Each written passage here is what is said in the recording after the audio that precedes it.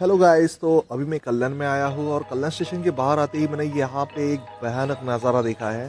तो ये है वही औरतें जो रोड पे खड़े होके मर्दों को इशारे करती है। एक्चुअली मैं इनको किसी भी और नाम से बुलाना नहीं चाहता, बिकॉज इनको कोई भी नाम दो पर वो नाम इनकी इंसल्ट ही करता है। और एज ए ह्यूमन बीइंग मुझे कोई राइट नहीं है किसी की भी डिसरिस्पेक्ट करने का।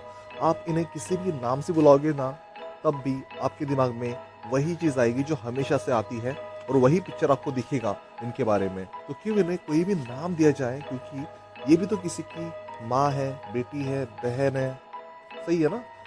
एक्चुअली ऐसे वीडियोस बना के मैं इन लोगों को अप्रिशिएट नहीं करता हूँ, बट इंस्टेड ऑफ दैट मैं आपको नेचर का क्रुएल्टी वाला साइड भी दिखाना चाहता हूँ।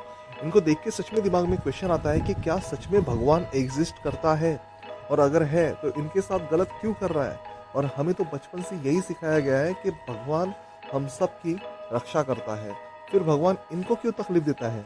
और अगर कोई आपको तकलीफ दे रहा है तो वो आपके लिए भगवान कैसे हुआ? वो तो आपके लिए दानव ही हुआ ना। और अगर साइंटिफिकली कहने चाहूँ तो ये क्वेश्चन हमेशा दिमाग में आता है कि नेचर ने ह्यूमन बींग्स में लस्ट क्यों डाली। नेचर ने जैसे हमें बाकी के इमोशंस और समझ दी है, वैसे ही ये वाली समझ क्यों नहीं दी कि किसी के साथ लॉयल रहना ही इंसानियत है, किसी को प्रॉब्लम में ना डालना, या सिर्फ कुछ पैसों के लिए ऐसे लड़कियों को दूसरे स्टेट से लेके आना और उनको बेच देना, ये सबसे बड़ा पाप है। नेचर ने हमें हमारे दिमाग में एथिक्स क्यों नहीं डाले? बिकॉज एथिक्स आर्टिफिशियल है। ये सारे संस्कार वगैरह ना नेचर ने हमें नहीं दिए, ये सब एक सिविलाइजेशन ने खुद बनाए थे ताकि सोसाइटी कमज़ोर से कमज़ोर इंसान को भी जीने का हक दे।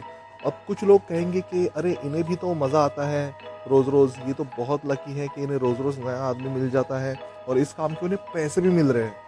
तो मेरा उन लोगों से एक क्वेश्चन है, भाई तुम अपनी फेवरेट डिश सुबह, दोपहर, शाम को खाना शुरू कर दो, तो तुम कितने दिनों तक वो डिश खा सकते हो?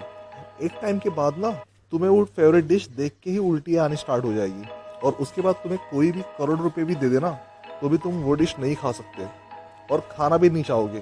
ये बात ध्यान में रखना कि मैं यहाँ पे योगी साधु की बात नहीं कर रहा हूँ, तुम्हारे और मेरे जैसे नॉर्मल इंसान की बात चल रही है यहाँ पे। तो रोज रोज ऐसी वाली आपकी फेवरेट डिश खा के आपकी जो हालत होगी ना, वही हालत इनकी भी होती है, जो मेंटली बहुत टायरिंग होती है, मेंटली बहुत ज़्यादा प्रॉब्लमेटिक होती है, राइट?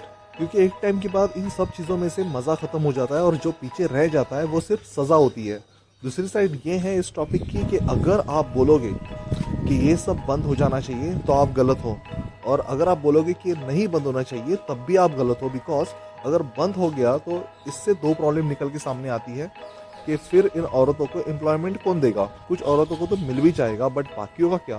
और दूसरा प्रॉब्लम तो ज़्यादा डेंजरस है, क्योंकि रेप बहुत ज़्यादा बढ़ सकते हैं पूरे रीजन में, और अगर ये धंधा नहीं बंद करते तो फिर वो एथिकली रॉन्ग है और सोसाइटी के वेलफेयर के लिए भी सही नहीं है। तो ऐसे ही कुछ प्रॉब्लम्स ना हमारे नेचर ने हमें बना के दिए हैं जो कभी भी सॉल्व नहीं हो सकते। कितना भी सॉल्व करने की कोशिश करो, हमेशा किसी ना किसी को प्रॉब्लम होगी ही, फिर भले चाहे आपका डिसीजन कुछ भी हो। आप ऐसे में सबके साथ जस्टिस नहीं कर सकते, किसी न किसी के साथ हमेशा इनजस्टिस होता ही रहेगा। और ये इनजस्टिस इंसान नहीं कर रहा है, ये इनजस्टिस नेचर कर रहा है, क्योंकि नेचर ने ही हम इंसानों में लस्ट डाली है एथिक्स के जगह पे। आखिर नेचर हमसे क्या चाहता है?